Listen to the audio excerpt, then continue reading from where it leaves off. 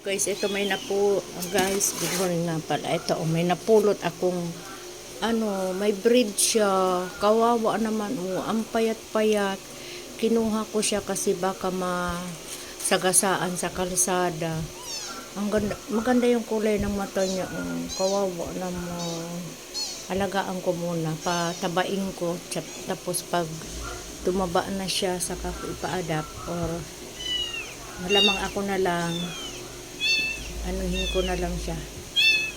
Timplahan ko siya ng gatas konti lang muna kasi baka hindi niya maano. Tapos tama-tama may vitamins pa yung sa tira ng mga sa aso ko. Inumin ko siya para tumaba.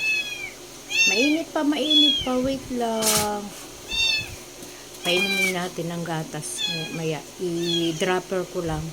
Wala na ako ditong mga feeding bottles ng noon may bumili kami ng para talaga sa kanila na feeding bottles, kaso pinamigay ko na kasi nga sabi ko wala na rin naman ng mga maliliit na dito sa amin.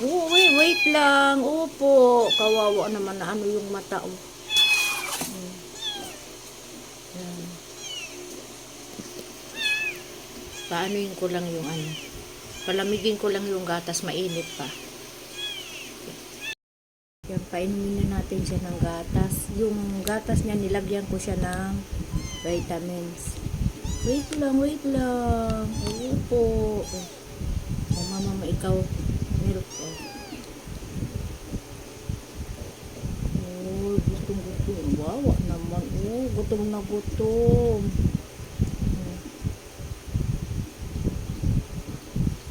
Talaga to, nagdididi pa. Sayang nga lang at wala ako pambili. Mahal pa naman yung bottle sa mga ganito. Noong bumili kami ng asawa ko na medyo okay pa yung namin. Mahal, nasa 100 plus yun. Ikaw mamam na para lumaki agad milk, ikaw milk. Wawa naman, gutom na gutom siya ang ganda pa naman ng mata niya. Naawa ako kahit ayoko na mag-alaga kasi ang dami ko ng alaga. Imagine may 7 aso ang alaga ko tapos isang pusa, di 8 lahat. Ngayon pang 9 na siya. Mamam baby pa talaga siya. Kawawa naman. Pag tumaba to, maganda to kapag tumaba.